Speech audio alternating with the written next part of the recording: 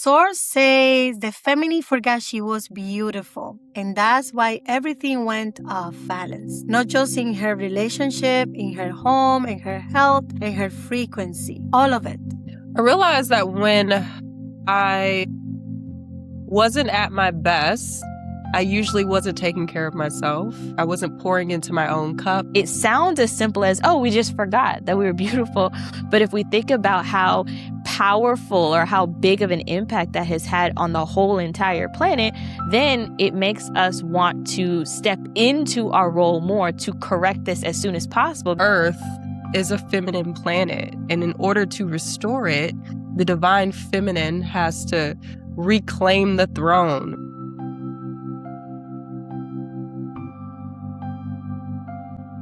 Hi, I'm Patricia Bencosme. Welcome back to Spiritual Beauty Series. This is episode 3. Source says the feminine forgot she was beautiful, and that's why everything went off in balance. Not just in her relationship, in her home, in her health, in her frequency, all of it. This episode is about remember. Women are the true, natural leaders of our species. The feminine agree to lead with motivation, inspiration, and love. That's not a small statement.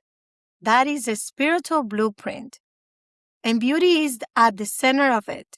No ornamented beauty, but the beauty of who the feminine is. Leadership rooted in a spiritual beauty. The feminine was always meant to carry the frequency.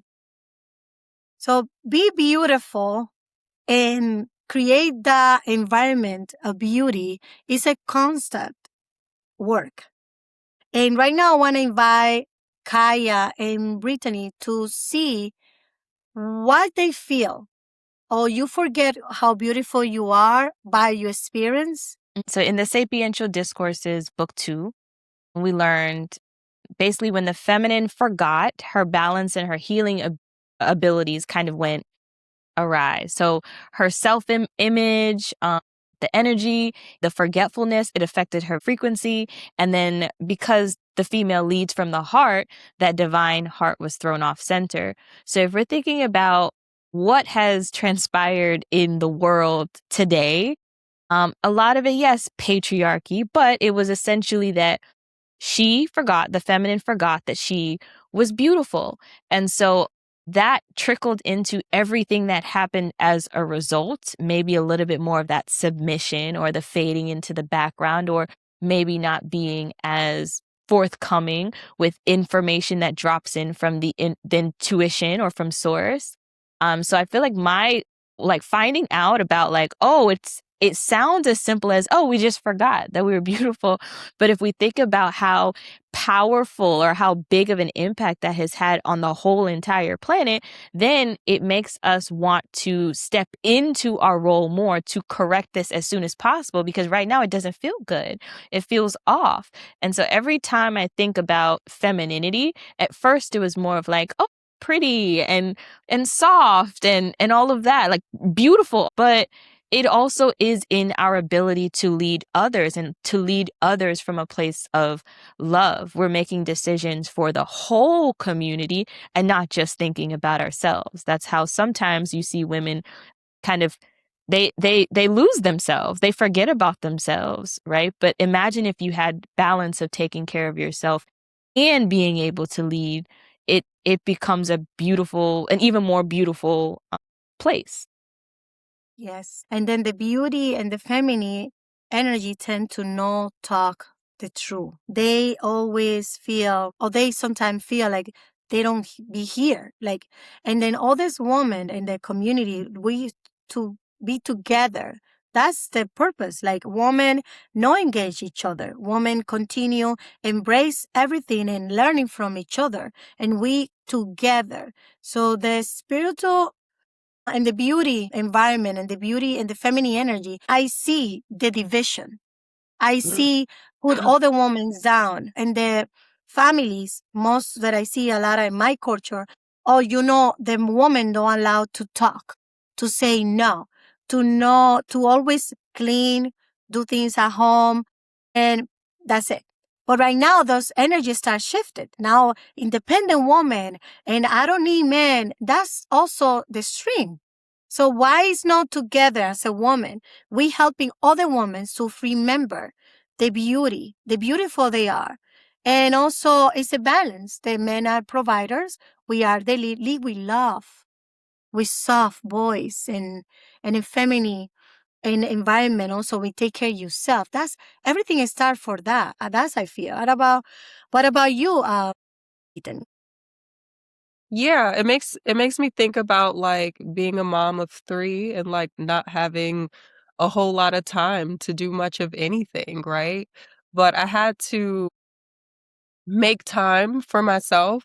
I realized that when I wasn't at my best, I usually wasn't taking care of myself, right? I wasn't pouring into my own cup. Like, like now I make sure that I'm just doing things for me. Like if I know that I'm having a long, hard week, I like make sure that I'm taking a day to myself, like finding a babysitter or dropping the kids off to my parents because it is important that I'm also a priority in my life. But I didn't always think like that or believe that, right? I felt like I had to sacrifice for the kids, right? And that was what I had to do. I think that's a programming too. Like a lot of it is a programming. Like even women like feeling like, we have to compete with each other or the fact that we're no longer like a community or like this hive mind anymore. I think all of it is a part of what we have to dissolve as like the divine feminine in order for us to like step back into our power. But it starts with, yourself. And so I think now that I've kind of been in the game for a while, my my oldest is 10 years old. So I have a little more experience. I understand the importance of like making sure that I take care of myself and that I also make myself a priority because they're watching me, right? Your environment influences your genetics and your behavior. And so I notice my kids like copy everything that I do, whether it's good or bad. And so when they're doing something I don't like, that makes me feel like I have to adjust. But yeah, they love skincare. They have like more products than I do, but they're like into skincare routines and like makeup and salt baths and all this stuff, right? And I love that. I love that I'm being an example of like taking care of myself and pouring into myself because it is important and it makes for a better environment for everybody. And as a mom too, that I always let my all moms out there, like taking care of ourselves is very important. Create and calling that feminine energy is very, very important because the house feel the tense. The house feel when mommy's sad, when mommy's not take care of herself, when mommy is angry. And then it's not their fault. Our kids is not their fault. So we tend to throw all our traumas or our feeling to those kids and they just have Yeah. fun. So when we don't feel good, even they usually running around the house, is bother us. So it's very important to connect it to our feminine energy, feel good. Okay, I get it. I gain weight. I get it. I eat some bread, some rice. I get it. I need to adapt. But why we not have fun and Yeah. going back to those years? Because um, and my personal thing is I want that jeans size 6 and I'm size 10 and I just waiting for go back to that jeans that I'm a mom, the 2 daughters. I gain a little more weight. My curves is not the same. And I get frustrated because I want Mhm. to go in those, but I didn't do the work to do Yeah. that. So we just want to be skinny or beautiful, but it's okay to embrace our beauty. Yeah. Mhm. We getting happy and our home changing with our happiness and accepting how we look. It does. Yeah. Kids always watching, like you say, they always watching, but I see that when mommy's happy and take care of herself, everything changed. Life comes through the feminine. And I know both of you are mothers, and women are the portals through which all humans come through in order to be on earth. I really think that's a big part of the sacred feminine. So, Patricia, if you want to share a bit about maybe your experience with bringing or assisting souls with entering their lives. By my experience, I have 2 daughters, 120, 115. But it's something particular with my older daughter because I wasn't ready to have her. I wasn't ready to be a mom. It just came. And I remember when I was in the mall in Dominican Republic, and I just say, universe, can you give me a gift and have my baby and my birthday? And I don't know what happened that day they was available because I had my baby and my birthday. So it's just like, wow, the spirit was so ready to come through to me, to this planner. So because she chose me, because we had the same birthday doesn't mean we are the same person. She came to teach me patience, love. She came to teach me, mommy, it's okay. It's total different personality, but she picked me. I can see through her eyes. Her name is Nicole. She chose me to be a mom, my first daughter, and my birthday. How beautiful is that gift? All those years learning to be a mom with her, I do a lot of controlling stuff to her. Like, don't go there. That's the first mom. You just want to protect that baby. And I can see her personality, how she even take that from me to be a mom or her friends, to be a mom or her little sister. She always had that like a mom figure, mom feelings. But came to my little, she's Angelina, she's 15.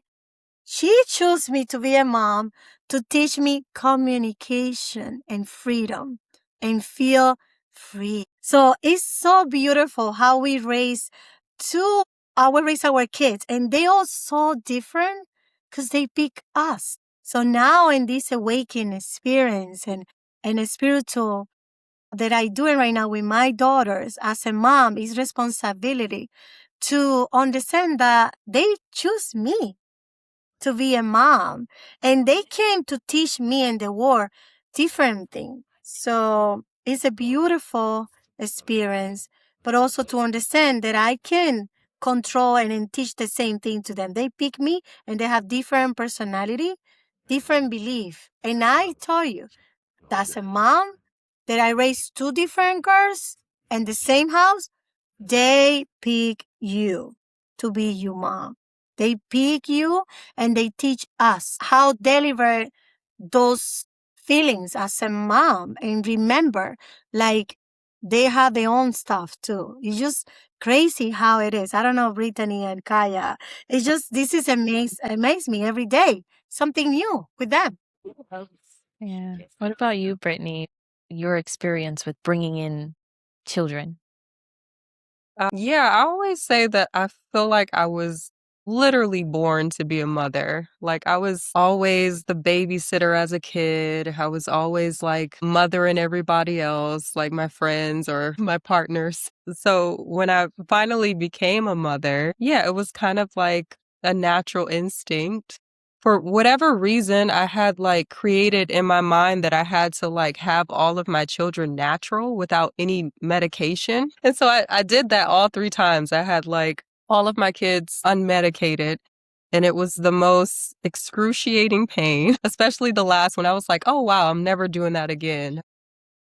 But it made me feel very powerful because I was like channeling a lot of energy when I was like pushing and like bringing in all 3 of my daughters into the world. And yeah, it gave me a lot of strength. But yeah, my kids are like very they're really intuitive, and we kind of have like this telepathic connection to where like if I'm thinking a thought, they'll say it. It really is awesome. It's beautiful, but it also makes me feel like I can't hide anything, right?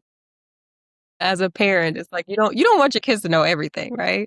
But they're very in tune, they're very sensitive.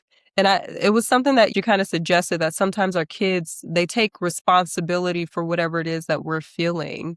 And so my middle child, she's always like, "Mom, are you okay? Are you upset?" And it's like, oh my gosh, like my emotions have nothing to do with you. You did nothing wrong. You're perfect. You're an angel. Don't take responsibility for my feelings. But it feels like the connection between us is so divine and so deep. It almost feels like we're one, right? Like this unit and they're all girls. But yeah, before I had kids, I didn't really feel like I had a lot of purpose. Like I was modeling, but I was unhappy. Like I had everything. Like and I would, I thought I was going to be happy, but I wasn't. I was still unhappy. And not until I became a mother did I feel like fulfillment in that way. Cause it really is like unconditional love and like this expression of like source, to be honest. It's like the closest thing you get in like human form. Yeah. Beautiful. Yeah, It yeah. is. Childbirth is literally one of the most sacred acts of beauty. And I think that even if someone isn't giving birth to a child, like you can still carry that power of the gestation, the creation, the giving birth to something, whether it's an idea, a business, creating a community. Like that's why I think that creatorship, like that is truly what the feminine energy is. It is bringing forth something into, whether it's the physical, it's how everything became. Source gave birth to everything. It call it a big bang or whatever it is, but also like at any woman who is connected or male or remembering or rooted in their beauty, they're radiating that frequency of creation, of giving life. I remember I was in a relationship at one point, and it was, at one point in time, I guess things were going great. And the man I was dating, told me that I was too masculine and he needed someone more feminine. And first of all, I was like, what the heck? Like, what does that even mean? Like, that's not how you break up with somebody. What is this? But it forced me to dive more into, he was trying to tell me that I was not really comfortable in even relaxing, being soft, receiving, like all of the traits that are tied to femininity. It's not just about the physical beauty or even really being a woman, because even in a same sex relationship, there's a dominant feminine and a dominant masculine energy. And so the dominant feminine energy is usually the one that embodies all of those traits and characteristics. And so for me, it put me into a pattern of searching. Okay, well, what is femininity? And then how do I express it? What is my soul's expression of femininity? And so a large piece of that is leadership, right? It's not just, yes, soft and feminine, but it's also leading in business and leading groups of people. Maybe even in a friendship, I'm the dominant feminine, leading in that aspect. So I see it as seeing how the femininity is woven through all of the aspects of life and embodying that by choice, right? Because we do have the choice, but you can see that it's a natural expression and things get easier. And watching a woman or maybe even a dominant feminine energy just be present and comfortable and know they're beautiful, it's contagious. It makes people feel like they can do anything. Like all these men that do these big things, there's usually like a feminine presence somewhere in the background. We may not know her name, but she motivated him. She inspired him. And then he becomes the president of the United States, or insert big title here. And so we really do have her to thank, but she's not really in the ego of needing to take credit, because she knows who she is and what she embodies and what she brings to the table. So I see it as like a really cool way of just getting really clear on how you show up in the world and playing the role that you want to choose to play. In my case, feminine. That's why my soul chose a female body. But, the feminine is the divine heart, pumps the blood through the relationship. Like this flow, it can really it can only be carried out if we remember, if the feminine remembers her beauty and creatorship. That's how kind of how I think deeper into the feminine aspect. But it makes me think of like what it means to be feminine. We're talking because we're talking about spiritual beauty, right? But also like the fact that she was saying that she's more of a leader as a divine feminine woman, and that Yeah. is beautiful, right?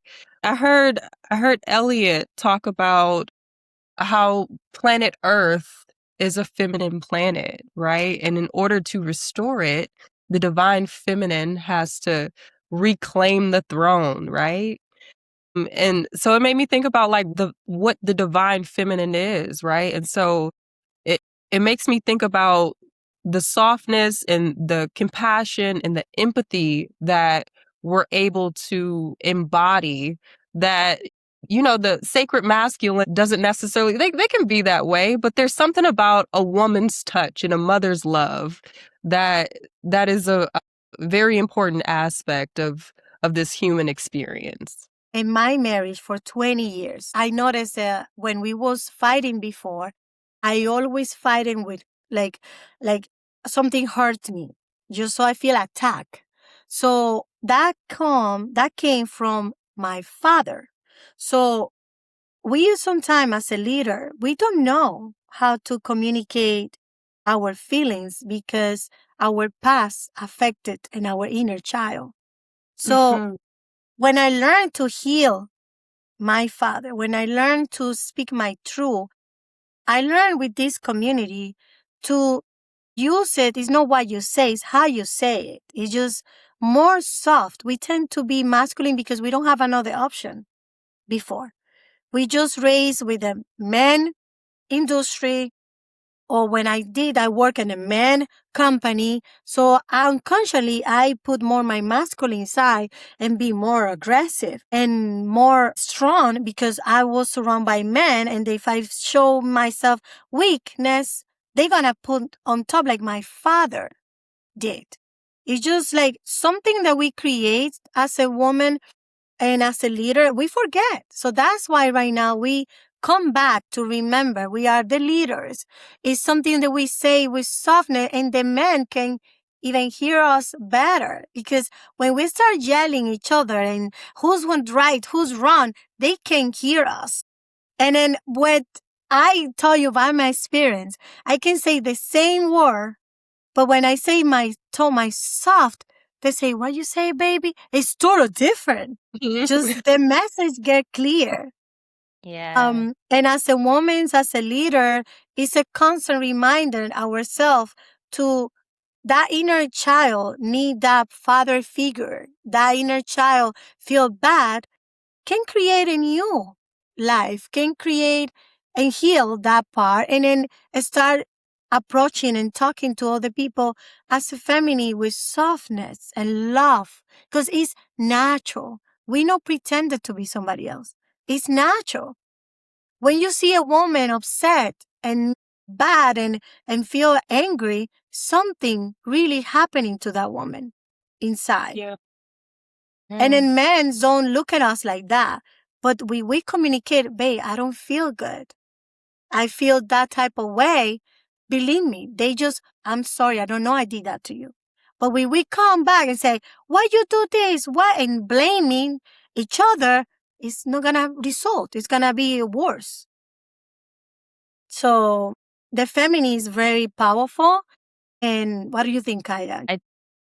I think good point too, because I was indicating with that story of like, we really have both the masculine and feminine energies, but your dominant energy usually indicated by, biology or choice in your same sex relationship. But it is the balance. You do need both. When the time is right, you might need to raise your voice or be maybe you're a single mother, right? You have to do a little bit of both. But I think as long as you have balance and you understand your true nature and remember the beauty aspect of it, it's like you'll know intuitively how to weave in the masculine elements, and then the feminine presence part just makes the delivery easier, and so it's easier for people to receive.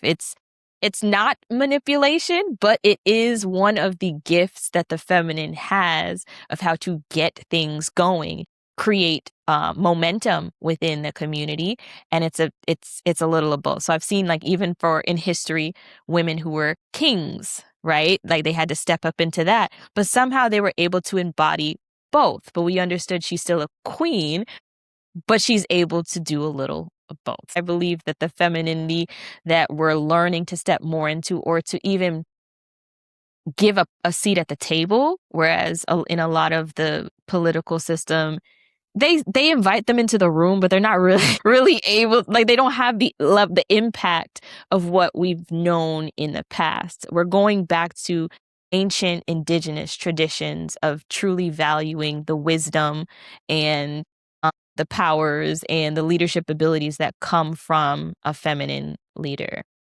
And we back to the take care of ourselves.